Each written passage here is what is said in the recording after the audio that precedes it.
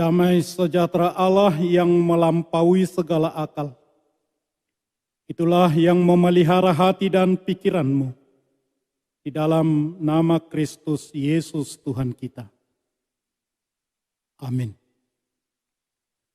Saudara-saudara yang terkasih dalam nama Tuhan Yesus Kristus, firman Tuhan, khotbah pada minggu pertama setelah Trinitatis hari ini, dari kitab Injil Lukas, pasal 12, ayat 13 sampai ayat 21 mengatakan, seorang dari orang banyak itu berkata kepada Yesus, Guru, katakanlah kepada saudaraku supaya ia berbagi warisan dengan aku. Tetapi Yesus berkata kepadanya, Saudara, siapakah yang telah mengangkat aku menjadi hakim atau pengantara atas kamu? Katanya lagi kepada mereka, berjaga-jagalah dan waspadalah terhadap segala ketamakan.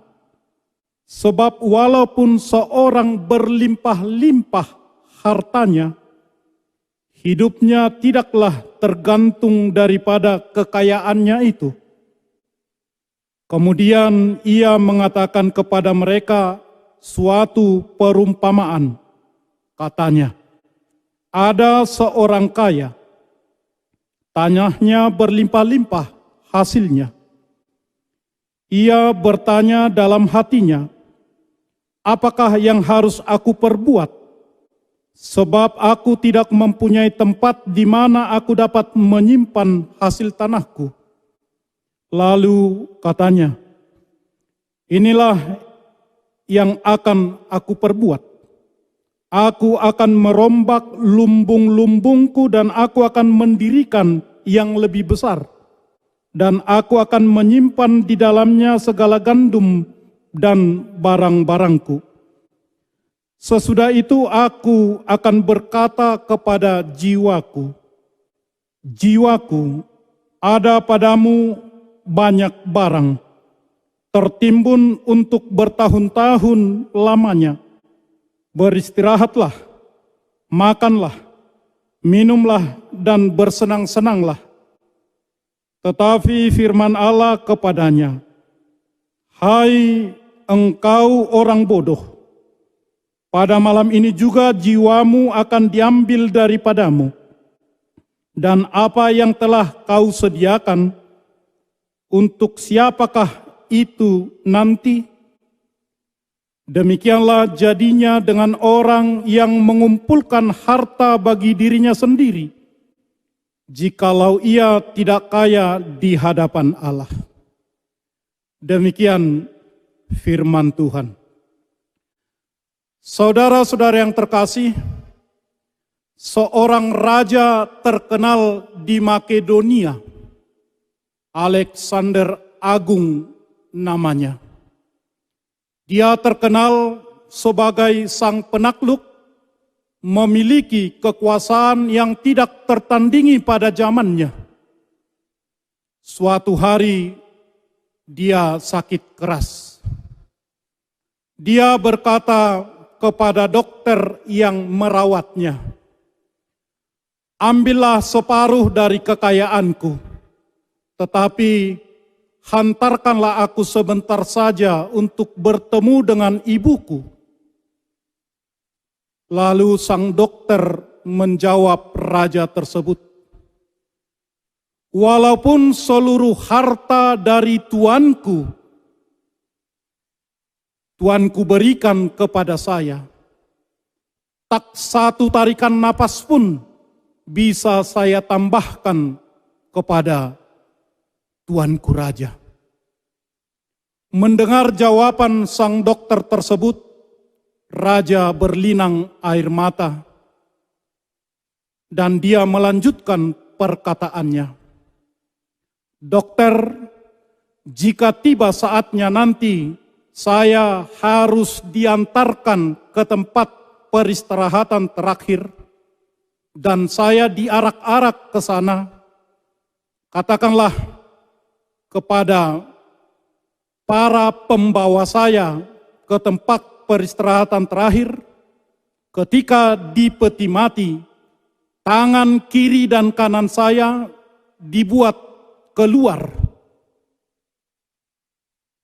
Dengan tanda tersebut, maka seluruh orang Makedonia akan tahu bahwa Alexander Agung yang terkenal penakluk, kekayaannya luar biasa dan kuasanya luar biasa, dia tidak membawa apa-apa ketika dia meninggalkan dunia ini. Saudara-saudara yang terkasih, perumpamaan tentang orang kaya yang bodoh pastilah sudah sering kita dengar. Tetapi perumpamaan ini boleh menjadi sensitif bagi sebagian orang karena memperbincangkan tentang kekuasaan dan uang. Sering orang tanpa sadar menempatkan uang dalam hidupnya menjadi bagian yang sakral, menjadi bagian yang kudus dan sakral. Misalnya,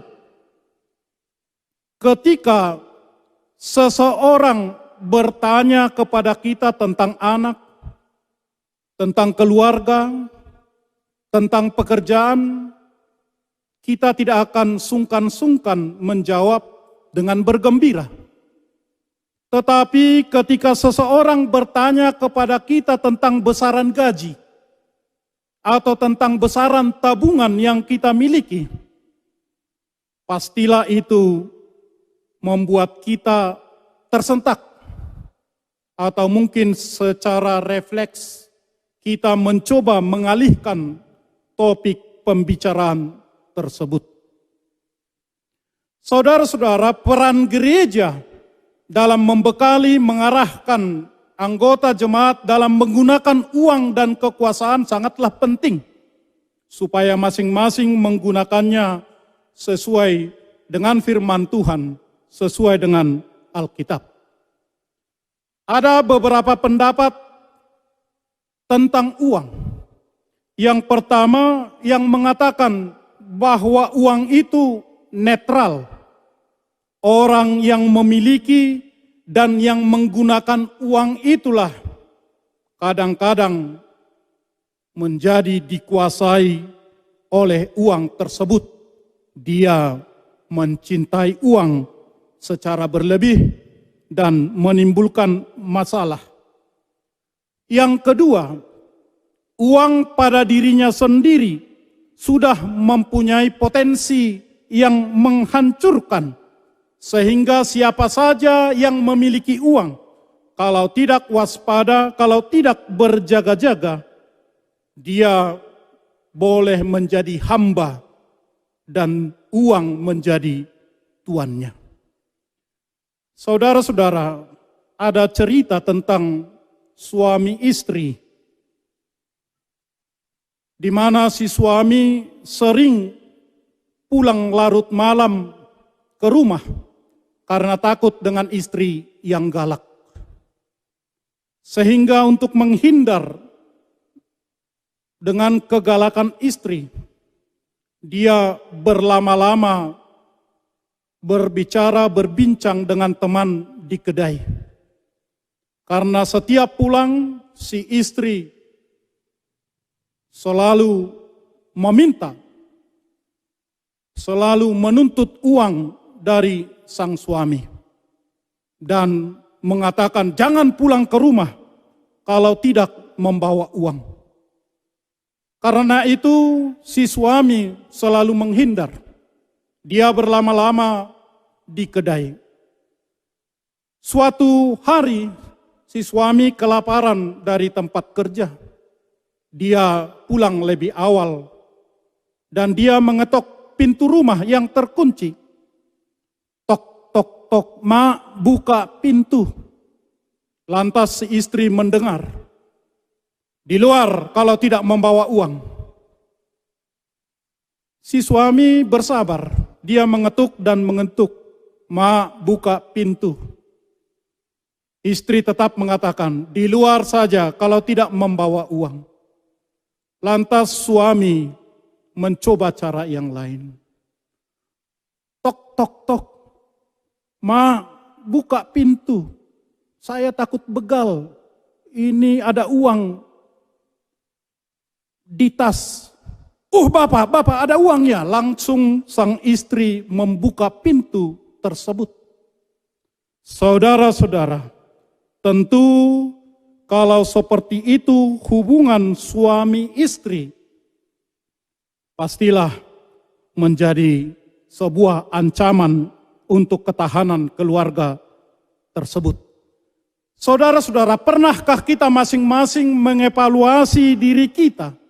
Apakah kita kategori orang yang mencintai uang secara berlebih? Banyak orang membela diri ketika dia memiliki uang dengan mengatakan, saya kan mendapatkan uang dengan cara yang halal, tidak korupsi, tidak menodong, tidak melakukan hal-hal yang melanggar hukum. Saudara-saudara yang terkasih, dalam firman Tuhan, perumpamaan Tuhan Yesus ini, si orang kaya juga mendapatkan uangnya bukan dengan kekerasan, bukan dengan korupsi, bukan dengan menodong.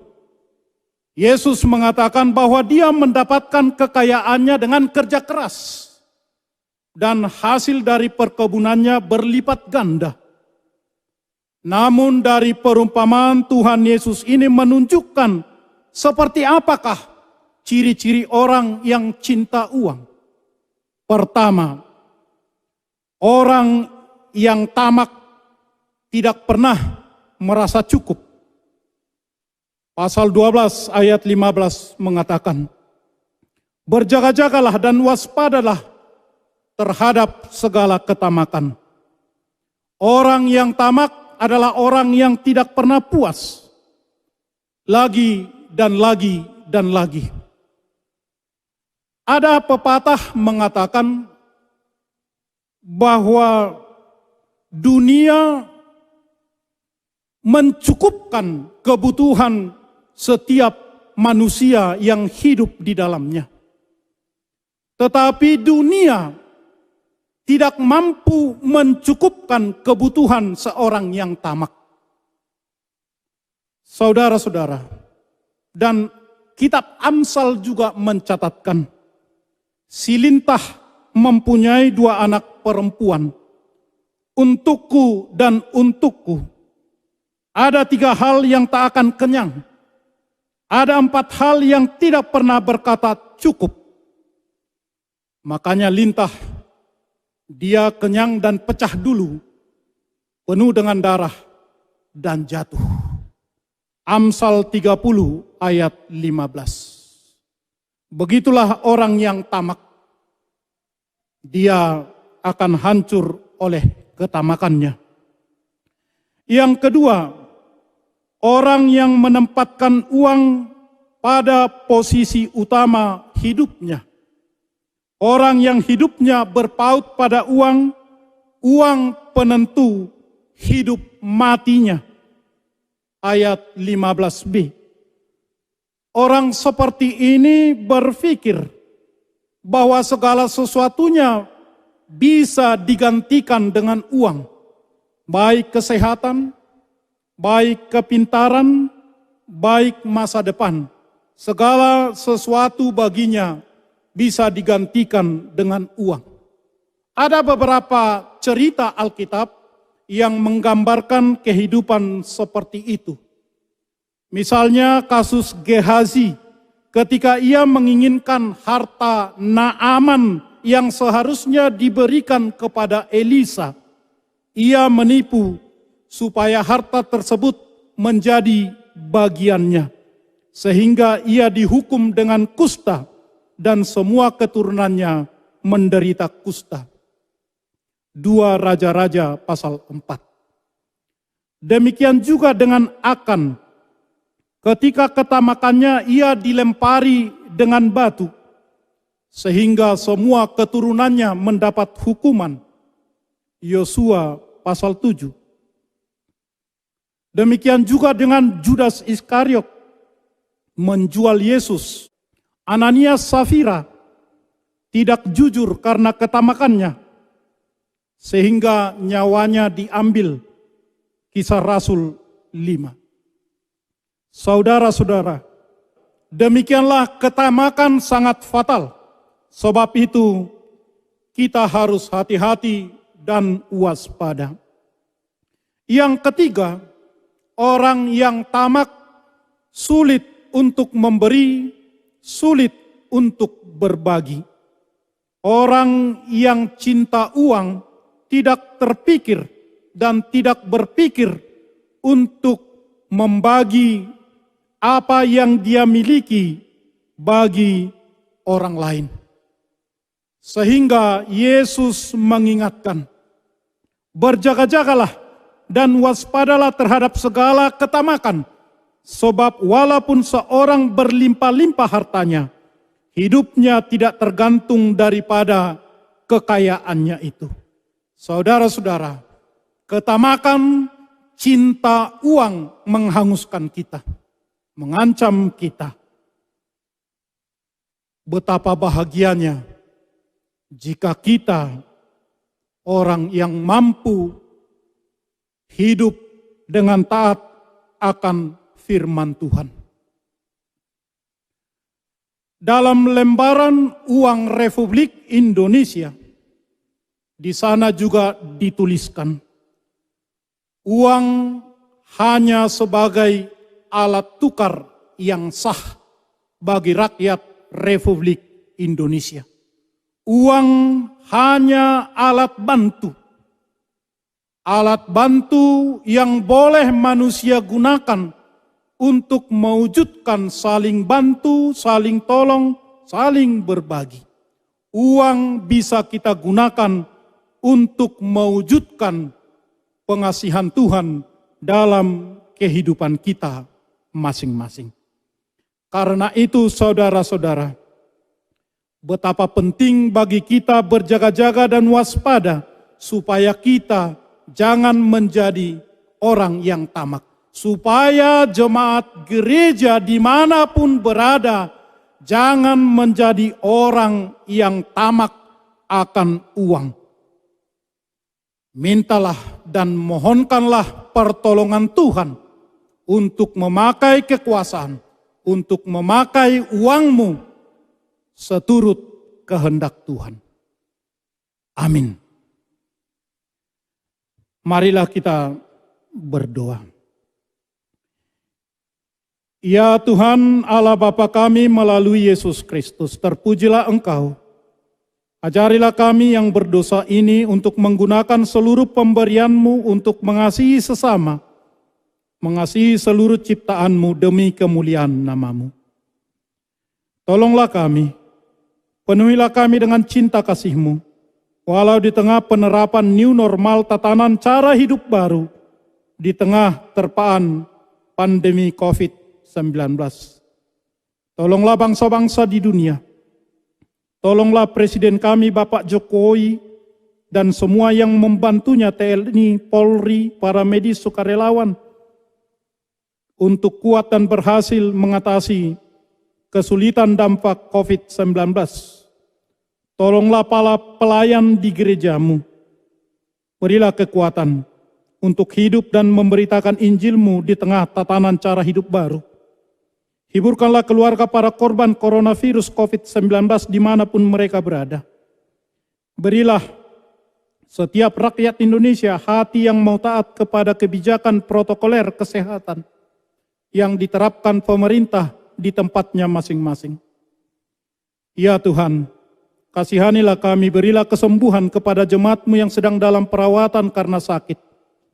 Yanti Boruta Soit, Nyonya Silaban Borusianipar, Nyonya Siregar Borusimamora, F. Simatupang, Nyonya Lubat Tukup Borusinaga. Berilah kami apa yang kami perlu untuk hidup sehat seperti yang Engkau inginkan. Kasihanilah kami Tuhan. Berilah kami selamat di dalam nama Tuhan Yesus Kristus Tuhan kami. Amin.